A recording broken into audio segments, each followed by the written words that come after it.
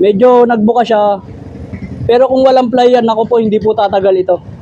Makakakuha pa ng pambili dito si sir ng kanyang gulong. Ay may ply po ito. Ibig sabihin ng may ply, may mga sinulid po yan.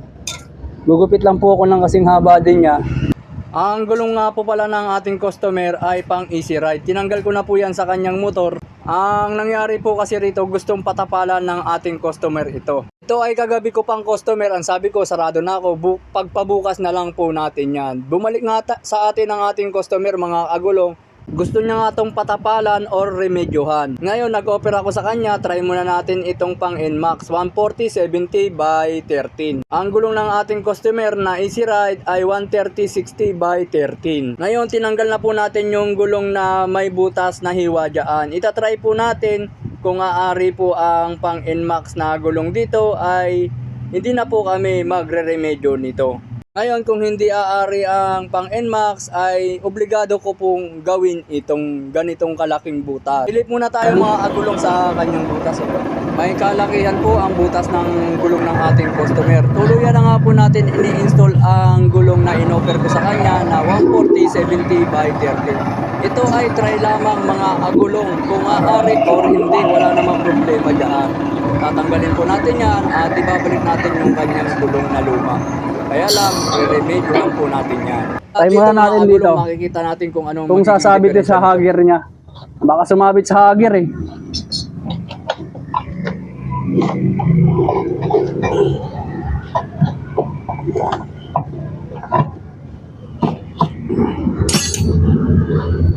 Hindi kasya.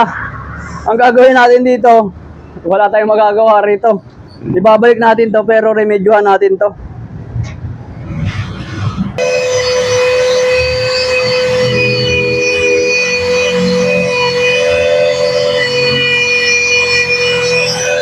Ang mangyayari nito, medyo bubuka ang butas nito dahil manipis na ang kanyang gulong. Pero mabubulkanize pa naman yan pansamantala. Kaya po ginawa ko itong remedyo na ito mga agulong, hindi para magtipid ang customer. Wala po siyang mabilihan dito sa amin, sa lugar namin na ganitong size. O order pa po siya sa online or sasadya siya sa malalaking shop. Ngayon mga agulong, gugupit po tayo ng gum. Yung haba natin, kasi pagdodoblehin po natin to eh.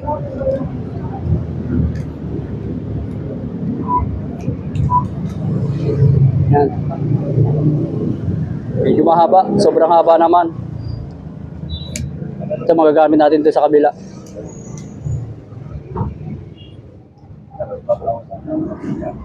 Yan.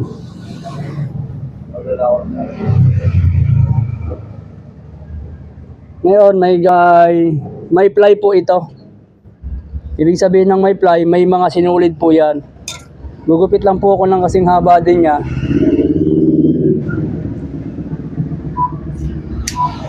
Yan. Gugupit lang po ako ng kasing haba niyan. Tanggalin mo natin itong sobra. Ayun. Bali, ilang layer po yan?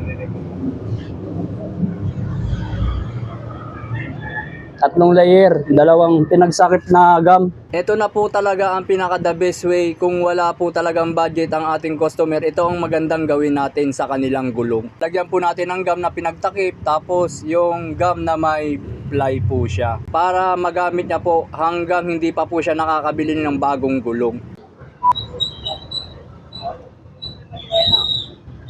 Ayan yung ginapit natin ito na gum na may ply. Ilagay din natin. Bali 3 layer na po ang ating nilagay dyan mga kagulong. Yan po na ang magiging itsura. Mamaya tignan nyo po kung ano yung magiging itsura nyan.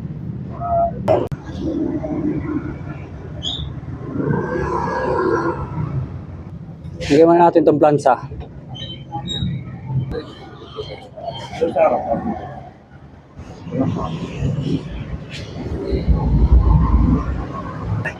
Yung pangharap niya na gulong sa harapan ay nilipat niya doon sa likod.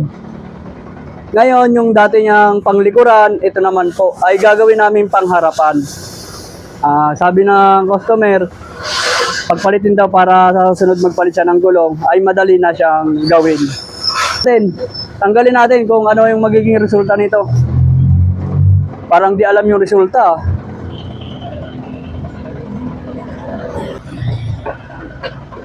Yan. Makakabili ka pa. Yan na po ang finished product natin sa gulong. Ito po yung malaking butas. Kung napapansin nyo yung pinaka-dark na dark dyan sa pinaka-center, yan po yung may ply. Ito naman po yung additional natin sa may pasak. Binulkanize na rin po natin dahil nag-ride na po siya at sisingaw na rin po yan. Kapit na natin. Magiging pangharap niya po yan.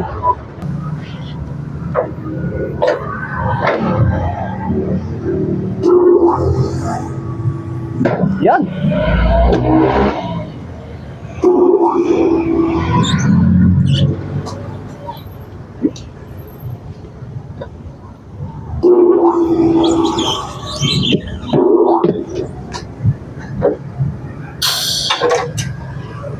Magagamit na to si customer natin. Pangharapan naman siya. Tignan nyo naman po.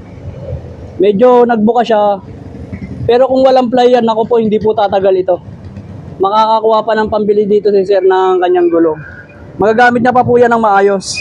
Gamit niya pa yung pangharapan. Ito yung galing sa likuran niya. Ginawa nating harapan para magpalit siya uli. Dito na lang sa harapan, hindi na rin sa likuran. Magagamit pa naman to habang wala pa. Isang easy ride po. Medyo marami pong bukod-butin talaga pag sa easy ride. Yan. Nagawa na natin ang maayos. Ito yung pangharapan niya na gulong. Oh. Makapal pa. Nilagay natin sa likuran. Paano mga agulong? Hanggang dito na lang. Kita-kits po tayo sa next upload.